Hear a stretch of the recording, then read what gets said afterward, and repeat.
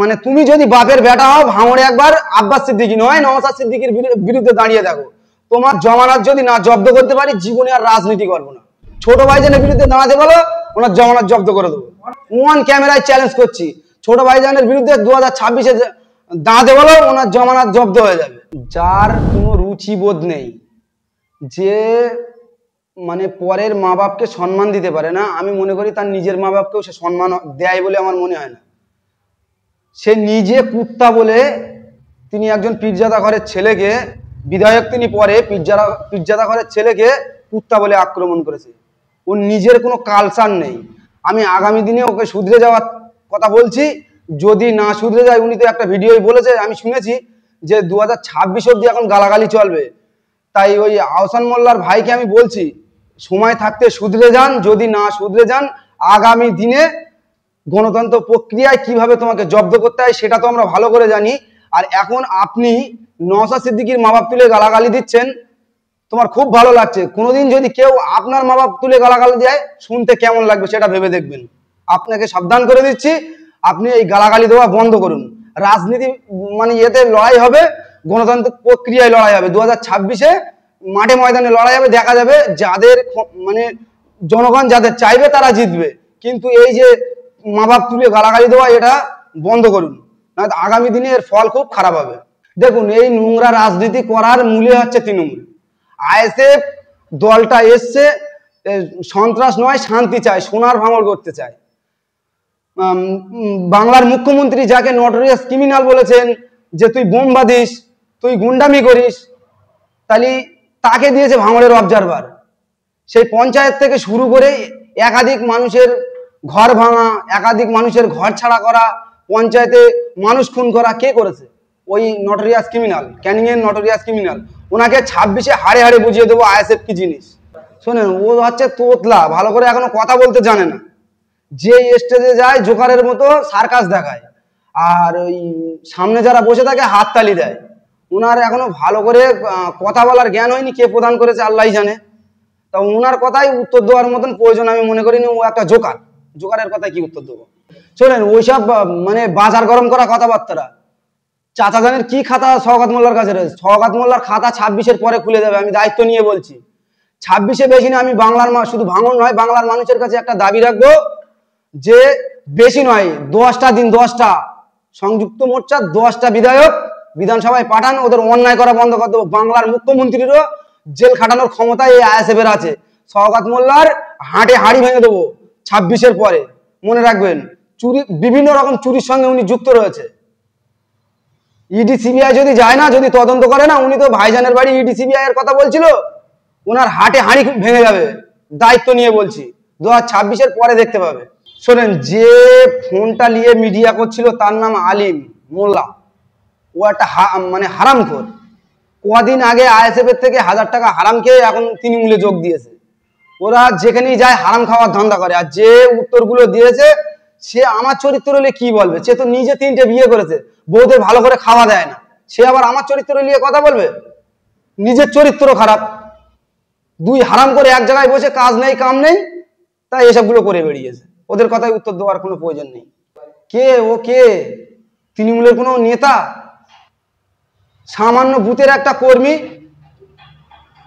উনি যে আমার বিরুদ্ধে বলেছে যে ইট চুরি করি, ইট চুরি করি, দেখাতে পারবে ইট চুরি করি? গাঁজাখোর, দেখাতে পারবে গাঁজা খাই? আমি সার্টিফিকেট দিতে পারবো না 3টে বিয়ে করেছে, প্রমাণ সহ দেখিয়ে দিতে পারবো। আর যে ওই মিডিয়াগিরি করেছে সে হচ্ছে হারামখোর। আমি আবারও বলছি, হারামখোর। 1000 টাকা কদিন আগে আইএসএফ এর থেকে হারাম খেয়ে এখন তৃণমূলে যোগ দিয়েছে, প্রমাণ সহ দেখিয়ে দিতে পারবো।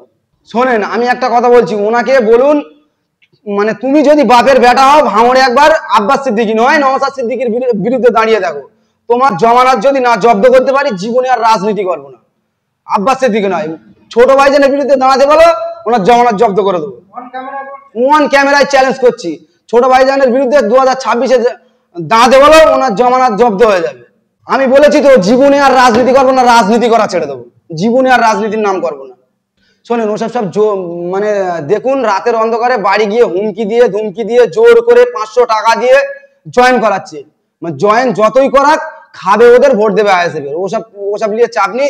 26,000 কত ভোটে জিত রয়েছে 21 সালে, সেটা ডবল হবে, আমি দায়িত্ব নিয়ে বলছি। তৃণমূল পারে না এমন কোনো কাজ নেই। যারা পিছন ব্যাক সাইডে বসেছিল তাদেরকে তুলে নিয়ে এখন নতুন করে জয়েন করাচ্ছে। দেখো আইএসএফ থেকে লোক মানে সব তৃণমূলে জয়েন করছে, 26-এ বাজার গরম করার চেষ্টা একটা। ওরাও জেনে গেছে 2026-এ ওদের 2026-এর পরে তৃণমূল বলে কিছু ভাঙড়ে আর থাকবে না।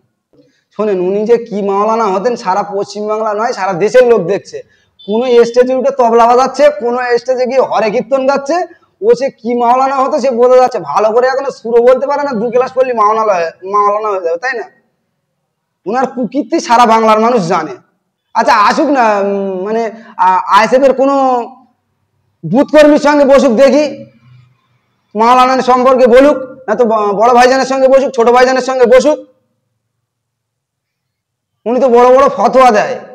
শোনেন, একটা কথা বলি, কাশেম সিদ্দিকী ভাইজান হচ্ছেন, তিনিও একজন পীরজাদা। যখন আমাদের ছোট ভাইজানকে অ্যারেস্ট করে 42 দিন জেল খাটায়, তখন ছিলেন পীরজাদা কাশেম সিদ্দিকী, এখন উনি হয়েছেন টিএমসির কাশেম সিদ্দিকী। ঠিক আছে, ওনার হয়তো উপর থেকে চাপ দিচ্ছে যে তুমি রাজ্যের সাধারণ সম্পাদক, তুমি যদি এইসব বিষয় না কথা বলো, মানে বিভিন্ন রকম চাপ দিতে পারে।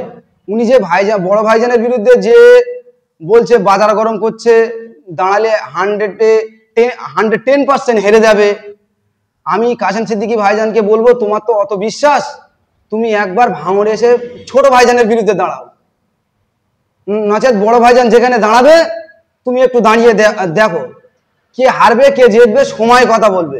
আর একটা কথা, মানে কোনোদিন যদি ফুরফুরা শরীফে আমি যাই, ভাইজানের শুধু দুটো হাত ধরে আমি জিজ্ঞাসা করবো যে তুমি যে থুতু ফেলো সেই থুতু কি খাও?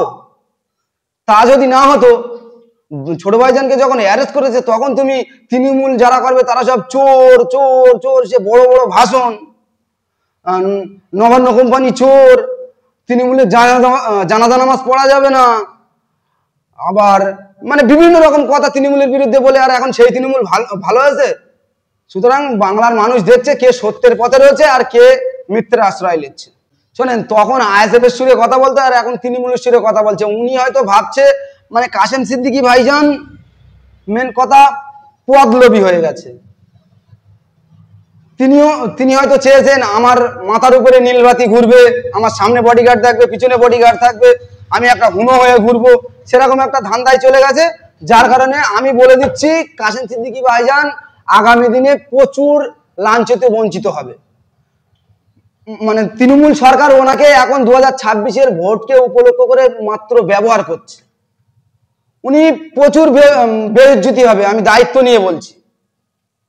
উনি যে একজন পীরজাদা, সম্মান মানে যে পদে ছিল, যে জায়গায় দাঁড়িয়েছিল, উনি প্রচুর একটা সম্মান পেত, উনি সে থেকে বঞ্চিত হবে, পুরো দায়িত্ব নিয়ে বলছি। শোনেন, উনার আবার মিডিয়া রয়েছে, এ তো আমি প্রথম শুনছি। বাপরে বাপ, তাহলে তো বড় পদে চলে গেছে, ভালোই মিডিয়া রয়েছে। তা উনার মিডিয়া নিয়ে ভাঙড়ে আসতে হবে না, কি উন্নয়ন করেছে কি উন্নয়ন করেছে। আমি কাশেম সিদ্দিকী ভাইজানকে বলবো দিদির কাছে চলে যান, শুধু গিয়ে জিজ্ঞাসা করুন যে এই সিপসিমে হালকা পাতলা ছেলে, 30 বছরের ছেলে 2021 থেকে এই 2025 অব্দি 4 বছর 4.5 বছরে কি উন্নয়ন করেছে দিদি একটু বলো, দিদি বলে দেবে কি উন্নয়ন করেছে। এমন উন্নয়ন করেছে দিদি সে জ্বালা সহ্য করতে পারছে না। 2026-এ মানে গদি পড়ে যাওয়ার একটা তাল হয়েছে, গিয়ে জিজ্ঞাসা করুন, দিদি উত্তর দিয়ে দেবে, আমাদের উত্তর দেওয়ার দরকার নেই। আমার নাম মিরাজ মোল্লা।